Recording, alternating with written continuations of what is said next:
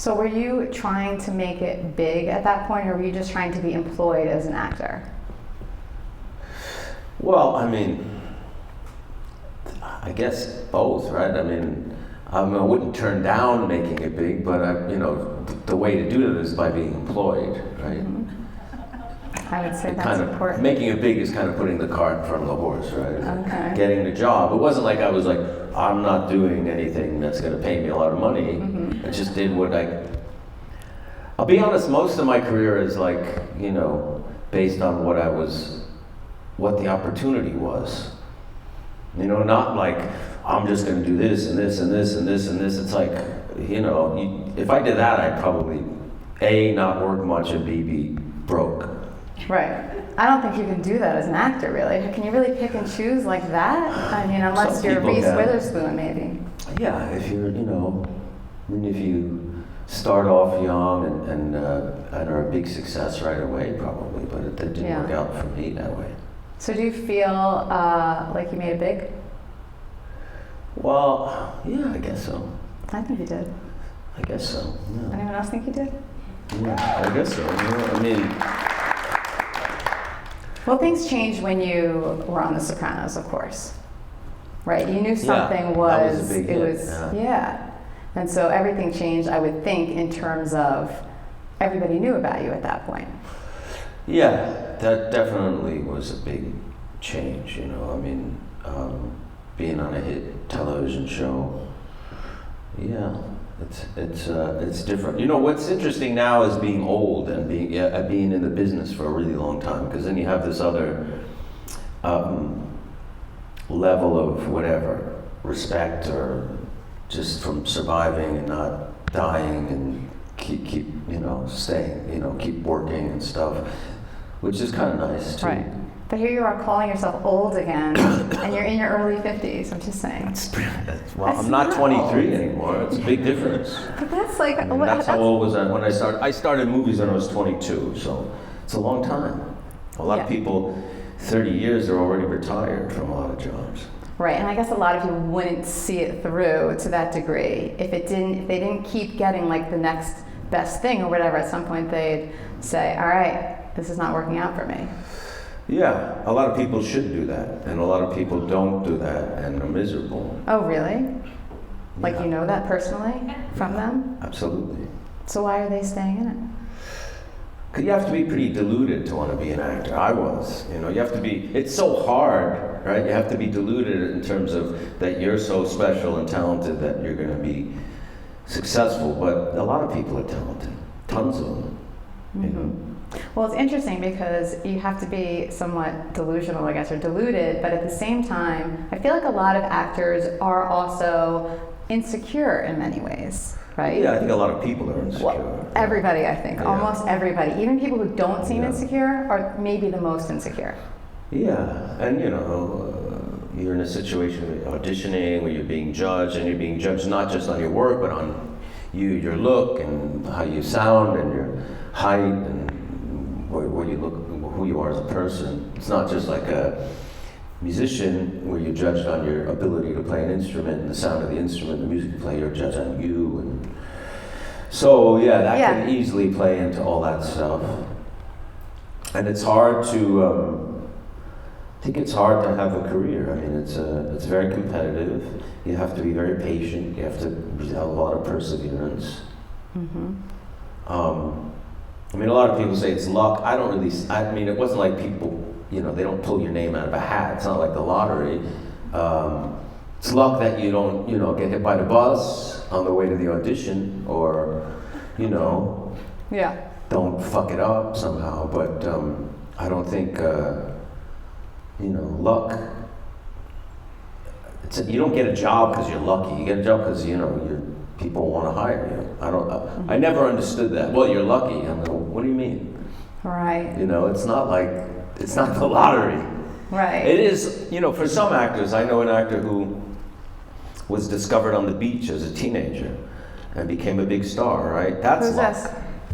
Lillo, Brancato, who played in Bronx Tale. He was a kid. He wasn't an actor. He was on the beach and they were casting the movie. Niro. And he had a career from that. That's luck, right? Because you're not, But still, he had to have the talent. But he wasn't pursuing acting, so it's luck. But if you're pursuing acting, then then it's different. Right? Yeah, it can't just be luck. It has to be, even if there is a little bit of luck that you're on the right beach or whatever it is, unless you had that talent. Wasted talent. Do you know what I'm talking about? Yeah. Are you friends with him? I know him. I haven't do? been in touch with him in a long time. Yeah. I know there was a big My issue. brother and him were friends when he comes from near where I grew up, so they were friends as teenagers and stuff. So you grew up in Mount Vernon. Yeah. Mount Vernon, and then I lived in Brewster, New York for a while, high school years, then moved back to Mount Vernon, and then Manhattan when I was 17, pretty much. So back in the early days when you were like a young kid, were you watching movies and things? Like how did you get into this whole idea of I want to be an actor? Like were your parents playing films for you and whatnot? I watched a lot of movies, went to the movies. My dad did some community theater when I was a teenager. And I started reading a lot of plays in high school. And I wasn't sure if I wanted to be a writer or a director or a producer or actor. So you tried it all? Not at first. At first I just went into acting school. I think because I didn't want to go to college, so I went to acting classes. It was a way of not going to college. Why didn't you want to go to college? Were you not a good student? I was bored with subjects and things like, academics. But I did have a really good acting teacher from early on who said, you don't have to go to college, but you do have to educate yourself especially about art. And you need to read and study. You need to read good literature and learn about art and good music and educate yourself about those things. And that was a good thing to hear. Good advice. Yeah. Who was that teacher? Her name was Elaine Aiken, and she was at Lee Strasberg Institute, but then she opened her own studio. She passed away a while ago, but she had, there were a lot of good, it was a competitive class. Some of the people from Sopranos were in that, like John Ventimiglia, who played Artie Bucco, and Sharon Angela, who played Rosalie. They were both in that class. Alec Baldwin was in that class for a while. Andrew McCarthy was there. Lily Taylor was there for a while. Sean Young was there for a while. It was good. I was with her for a long time. Yeah. So could you tell that the other actors were super talented too? Like you knew they were going to make it versus like other students in the class who were like, yeah, you're right. Well, you knew they were talented. Whether or not they were going to make it was hard. Uh-huh. Alec had already been working though. Like he was, where most of us hadn't. He had already done like a soap opera, I think, right? Yeah, maybe off Broadway or Broadway. Okay. So he had already, which was a big step because most of us had not really been working. He was a little bit older than some of my peers. Yeah, Alec is probably in his 60s or something now, right? Probably close to it, yeah. So, do you ever get tired of talking about The Sopranos? I feel like you don't because you bring it up sometimes. Like sometimes I'm like, all right, he's not going to only want to talk about The Sopranos. Like I don't want to drag you down with the same old conversations. No, I mean, depends what you're talking about. It's a big topic. It is a big topic. So what parts do you like to talk about and which parts would you rather leave behind? I don't know. We'll see. Okay, let's try it. Ready? I know sure. one question that I am sure you have been asked a million times, but I'm going to ask you for everybody out here. Is Tony Soprano dead or alive? I think David Chase said he's not dead. He did? Yeah, I think so. I thought he said he left it perfectly clear or something, and that was all he said. He did say that? I think so. So then what is that ending about? Everybody here has seen it, right? The finale? Okay, I assumed. Although I never. I don't know. I mean, I forget what the hell he's, it's supposed to. I guess it's uncertainty, like life. You know what I mean? We don't know anything what's going to happen when we walk out. When we walk out of here this afternoon or in the next minute, and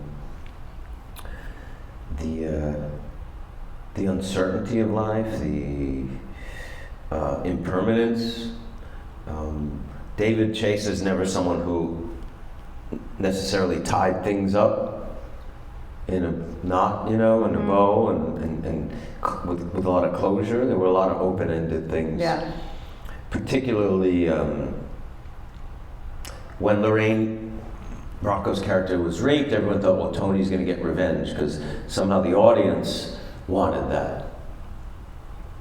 But life doesn't always offer those clear-cut, right. Cause and effect. Sometimes it's,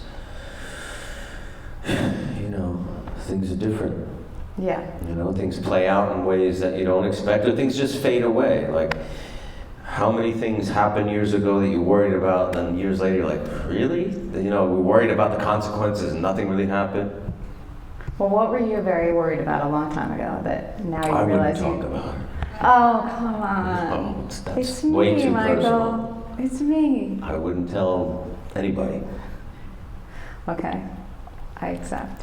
Let me just tell you about something I did read about that finale. It was one person's theory that, ready for this, that basically when it faded to black, or was that the term, faded to black? Cut to black? I think it just... Cut to black. Cut to black. Cut to black. It didn't fade. It was like very abrupt. Right.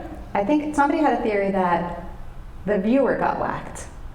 That here we were watching all this, we're one of them, we're in there, and then boom, now you don't see anything anymore. I guess. And that's that. That's a good theory. I know, I thought it was pretty interesting. So your network show now, totally different from The Sopranos. Lincoln Rhyme premieres Friday, and you're digging it, right? It's good to be on. Yeah, so far so good. Why do you like it? It's different. It's like totally different. I like the character, I like the material, I like the people I work with, the whole experience, the crew, and I like the routine of work, I like the discipline of it. Yeah. So what about, it was really The Sopranos though that you did like, I remember you telling me that another time, that you loved that whole camaraderie. Well, I knew a lot of those actors Yeah. from before, most of them I knew, I'd say. You were learning a lot from David Chase, right? You loved that. Yeah, without a doubt. But it was, like I said, I knew most of those actors, so it was, and we were all kind of in a similar position in a way, maybe except for Lorraine, really, who had already been nominated for an Oscar and stuff. But everyone else was kind of in the same boat career-wise, done some good work, and some success. Some people knew us, but so it all happened to all of us at the same. I knew Edie for a lot of years before that. We were friends. I knew Sirico, Vinny Pastore, and Ventimiglia, and Sharon, and Dominic a little bit. A lot of people. Yeah, but I think you told me last time, or one time that we talked, that it was kind of like boys' club a little bit, in the sense that you guys all hung out together, but not so much Edie, right? Or was it just a small group of people? You're not boys' club, but yeah, it was definitely. It was definitely a boys' club. Mm-hmm. Tell me about that. We would go out a lot after work and do what? Tear up the town. Where Drink would a lot you of go? alcohol and eat a lot of food. We had our haunts. Such as? Il Cortile in Little Italy. We used to hang out at Pastis a lot, which is closed. That was in the meatpacking district.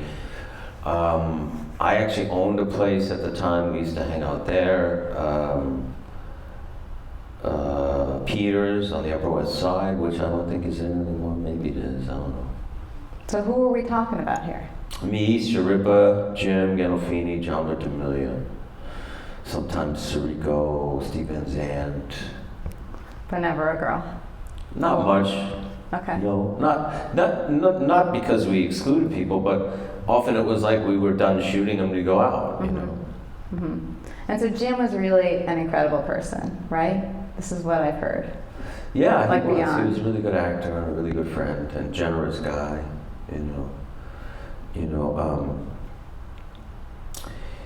He was very interesting because he was very supportive of the troops and went to Iraq and visited the troops there, and we went to Walter Reed, to the military hospital, and met a lot of people who had been horribly injured in the Middle East and stuff. Yet he was a liberal, he wasn't a Republican by any stretch of the imagination. So those, that kind of, dichotomy is very cool. He was like a hippie almost, but he had a lot of respect for people in the military, and I think that was a really special point of view. I think a lot of people confuse. I bet a lot of fans think he'd probably be like a Trump fan or something, or very right wing, because of Tony Soprano, but he wasn't very much like Tony Soprano. Well, it's called acting for a reason. Yeah, but you'd be surprised. People want to relate to him, especially now that he's gone, relate to him as whatever they perceive him as, not as who he really was. Oh, so you think a lot of Sopranos fans are like maybe thinking that they relate to him as... Without a doubt. Without a doubt, yeah. Well, it's like how they think that you were like plucked from a mall in New Jersey, right? Probably, yeah. Which is obviously not... No, none of us really were. No. Right, but people do, I think that's true. They project. I mean, you're seeing somebody on a screen, especially if it's a TV, you see it week after week, or now I guess you stream it all at No, once. it's understandable. Yeah. So do you get recognized a lot still? All the time. Yeah. Oh, like walking on the street? Yeah. What do they all do? the time. Depends on the person. They do all different things. Examples. I don't know, say hello, want a picture, get surprised. I don't know. Some people are nice, some people are not so nice. They call you Christopher? Sometimes. Yeah. Most people know my name who say hello. Yeah. So what do you do about the pictures? Is that like, okay, sure? Yeah, I mean, unless it's, if I'm with my family, I don't like taking pictures with people. If I'm by myself, I don't really mind it, unless I'm busy. So your family. So I know a little bit about your family from a few things that you've told me over the years, but not that much. So let's see, you were basically stalking your wife when you first met her. That's true. Yeah. Stalking works sometimes, and it's welcome sometimes. If it's done right. And the intention is true, I guess. I don't know. That's the truth. And how many years is it now? 24. It all started with stalking. Okay, so you stalked your wife, you opened a theater together. And how long did you have a theater? 7 years, 6, 7 years. Okay, why did you close it? The financial collapse. We lost half our funding overnight. Who was funding it? Well, we had corporate and private, and we lost all the corporate right away. Why? Because the economy collapsed. Oh, okay. So that was a bummer. 2008, yeah, 2009. So were you worried at that point? Like, what do we do now? Well, we tried to float it, out of pocket, but it's too expensive. And let's see, your grandparents you were very close to, correct? Oh, yeah. You think about them a lot? I'm pulling from what I already know about you. My grandfather used to live near here, actually, 69th Street. Oh, yeah? In like 100 years ago, literally. Like, my family was there late 1800s. West 69th Street, all the way west, was all tenements. Italian and Irish and African American. So Which they're all gone, those tenements, but Yeah. it was. That was a long time ago. It's pretty cool, yeah. I'll just drop the other card. So auditioning, let's talk about that. Do you still do it? Sometimes. So do you get nervous ahead of time? Kind of, yeah. That's a good thing, though, I think. It shows that you care. There's stakes. There's some stakes there, Yeah, I mean, for certain things, I understand people want to audition you if it's something they haven't seen you in a while, or it's something that they haven't seen you play. But I won't audition for things that it's obvious I've done before. I won't do that. So what'll happen? Like somebody will call you in for a role that's similar to something you've played, and then you say, not going to do it? I won't audition. I have to offer it. Or rent a movie or something. At some point, it's like, come on, Yeah. Yeah. So is it like an insult then? I think so. Mm-hmm. Kind of. Mm-hmm. It's like that whole Simpsons, not Simpsons specifically, but the animated series that only wants to pay scale. Yeah. Anybody who wants to pay scale is kind of, unless it's like a really low budget thing that you want to support. But anything that's, where people are getting paid. I got paid scale when I started in the business. So what person who reaches a high level of success in their industry wants to go back to the pay they made when they started their career 30 years ago? It makes no sense, right? Certain things you're supposed to be, the privilege of being it. I don't feel that anymore. I'm not that enamored with those kind of things anymore. Yeah. So the business of entertainment, Hollywood, like what are some of the lessons you've learned? Never leave a hit. Never leave a hit show. Why? Because they don't come around that often. So like you never. And they're going to end eventually, so you may as well stay on, put the money in the bank, and move on to the next thing. There's a lot of uncertainty in show business. A lot. Do you have a story about that? What? Thank you. Do you have a story about that? Like, did that happen to you, or did it happen to somebody you know, or? Thank you. They're supposed to be in here. Although Juliana Margulies left ER when it was really successful, and she did okay. She did great. She just was ready to go, and she's a friend and somebody I really respect. So she's the exception to that rule. That's right. She had enough, and she was okay. But for me, I learned not to do that because I think at the time she didn't have a family. She was single. Yeah. It's different when you're raising kids and stuff because it's expensive. George Clooney too left, but after her, is that right? I think he left because he was starring in movies and stuff. Right, right. So it was good for him to leave, but I think he was also, that's what kind of was his vehicle. But David Caruso is the one everybody thinks of, right? He was on that show. He did okay, right? His movie career tanked. Yeah. But then he got on the CSI, and he was a huge success for many years after that. Wait, I thought it was CSI that he left. When did he leave? No, he left NYPD Blue. I was actually the guest star of his last episode. And he left to do a movie career, which didn't take off. I mean, he's a really good actor. But movies are tricky, and then he went back to TV and was on CSI Miami for a long time. So it all worked out. He did okay. So here are a few examples of why But he got a second shot, which you don't always get, right? Was that luck? No, he's a famous actor at that point. Like I said, there's nobody's pulling anybody's name out of a hat. That would be luck. Like, they throw 20 actors' name, we're going to pick one. Yeah. It's not luck. He just, once, is the show going to be hit or not? Is that luck? No, it's a lot of different factors, and timing, and if it's good, and if it's the right moment. That's not, I can't say that's luck, Yeah. So another lesson, what else do you know about the business?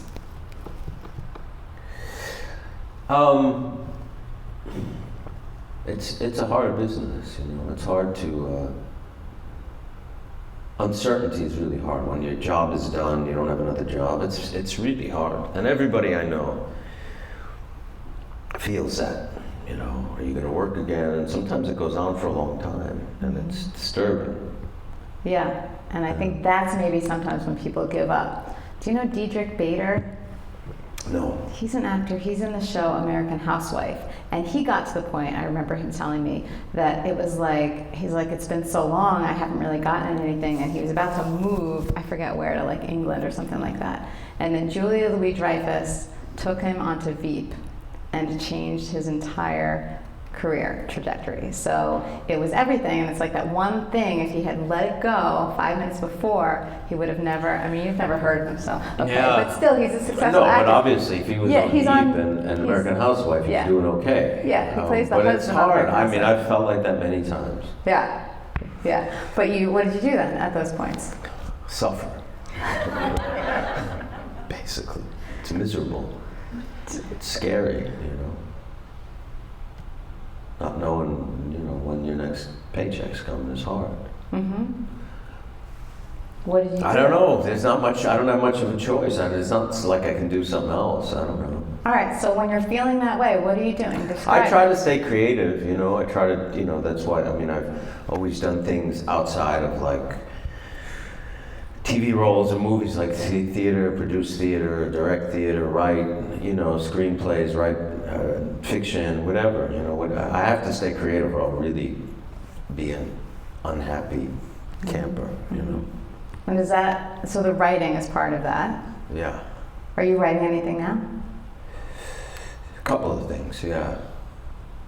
Yeah, a couple of things. Are you going to be secretive about those things? I really don't talk about stuff when I'm, because you don't know what it's going to be until it's done. Well, I don't show anybody anything till it's done, Last time we talked, you were doing a pilot and you didn't want to talk about it because you weren't sure what would happen. I believe I was that's shooting a pilot? Lincoln Rhyme. Mm-hmm. Oh, we shot the pilot last spring. Is that when we That was met it. last? Yeah. Yeah. And then they picked it up. So look, I guess you didn't jinx it. You didn't talk about it. Yeah, I mean, it's hard to get a pilot, I mean, because pilot season happens, it's mostly for the major networks, but not exclusively, in the spring. And they make a bunch of pilots, so you try to get on one. And you don't always, but if you do, then you have to see if they like it enough to pick it up, which they don't pick up everything. Maybe they'll pick up 25% of the pilots they make. And then you do a season, which we did, and whether you get another season, who knows? Mm-hmm. So, do you have like an overarching life philosophy? I don't know. I mean, try to focus on the positive. I feel like I'm getting into this negative space here, talking about it's a difficult career, whatever. I mean, it's not the only difficult career. Obviously, people have it a lot harder than I do or actors do, but I'm going to turn it positive. Ready? yeah. What's one of the luckiest breaks you've had? Oh wait, luck. Luckiest What's one of breaks. the most serendipitous or fortunate or happy things that have happened to you? Like, what do you look back on and say, I'm so glad this happened, or that I did this, or this happened to me? When the first day I went to the city after high school, I wasn't sure what I wanted. I heard about this Lee Strasberg and the Actors Studio, but I didn't really know anything about it. And I was still considering going to college, so I went, but it was too late, It was already September after high school. I was going to go to Albany State, but I decided not to. I'd been accepted to a couple of schools and I didn't go. And then I was like, well, maybe I'll look at NYU, and I went down to NYU to the Village and got some brochures. And then when I was walking back, I was wandering through like the Village and then Union Square, and then all of a sudden I see this big flag, Lee Strasberg Institute. I didn't even know where I was.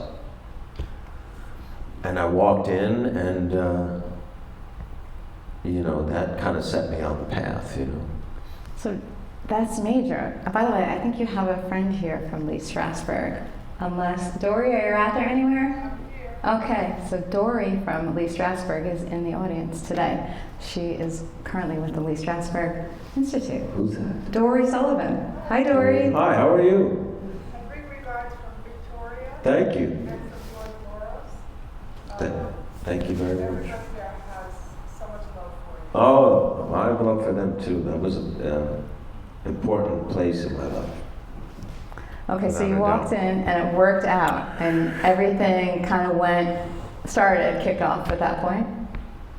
No, but it just, no, definitely not. All right, so But no. it just was a good place to start. Yeah, okay. And does anybody just get in there, or do you have to audition? You have to interview, which I think is a good thing because, if you've never acted before, which I hadn't, what kind of audition would I do? I didn't know how to. That's Yeah. why I was going to school. So, they want to get a sense of who you are as a person, which I think is good. What type of acting you like or think you want to do. to get a sense of if the school is right for you. So did you have some actors at that point who you looked up to who were already very successful actors? Oh, back then? Yeah. Yeah, like Dustin Hoffman and Al Pacino, all the usual suspects, Robert De Niro and people like that when I was young. Right. Yeah. So then, John Boyd. so Goodfellas, and you start working with De Niro. Were you like a little starstruck? Yeah, oh, without a doubt, yeah. And Martin Scorsese, yeah. They were big heroes of mine. So did you get nervous? Did you freeze up at all? I guess I did, but I also felt like I belonged there, you know, in a way. And they made me feel that way. So it felt right, but they really set the They stage made for me that. feel like I belonged there, you know, which I had done a movie before that, which it was a big Hollywood director. He did, I think he passed away. I shouldn't say that. I should know that. He did Rocky. He directed Rocky. He was a big director, but he wasn't very nice. He was a little overwhelmed. What happened? He didn't have a lot of patience, you know, and didn't give me a lot of attention or encouragement, and it was not a good experience. So that's hard. So you walk onto like a movie That was set. the first movie I ever did, yeah. So that could have turned you off forever. Yeah, it was a bad experience. So And Scorsese was the opposite. the opposite. But it's interesting because you sign on to do a movie, I guess, and you go on, you get on set, and you never know what you're walking into. Like, is this going to be a nice, nurturing environment, or is it going to be the opposite? Well, once you're established, people tend to give you a little more respect because, you know, then the word will get out that you're an asshole, you know. But when you're young and you're unknown, not everyone is interested in giving you that respect, right? So, De Niro, what is he like? Is he as quiet in real life as he is? He's pretty quiet. I Yes. mean, I've met him a few times. I had dinner with, in Venice, the film festival. We were at dinner together, him and his wife, my wife, and Spike Lee and Spike's wife, and a couple other people. I think Jeffrey Katzenberg. We were there for a Shark Tale. De Niro and I and Angelina Jolie and Will Smith. And we, you know, I think that was the most I spoke to him. But yeah, he's pretty. I mean, I know people who know him very well. I know his daughter very well. I've worked with her a bunch of times, and you know, I hear a lot of good things about him. What about Joe Pesci? Joe, I don't know that well at all. I mean, I worked with him those 2 days and met him once or twice after, but you know, I'm very grateful for those guys and that experience because they treated me like an actor, like I said, like I belonged there, which I'm very grateful to that. That was a good start, for sure. Yeah, it was a good start. All right, so should we shift away from acting a little bit? Can we Whatever go you like. personal? I know you like to go personal. Whatever right? you like. Okay.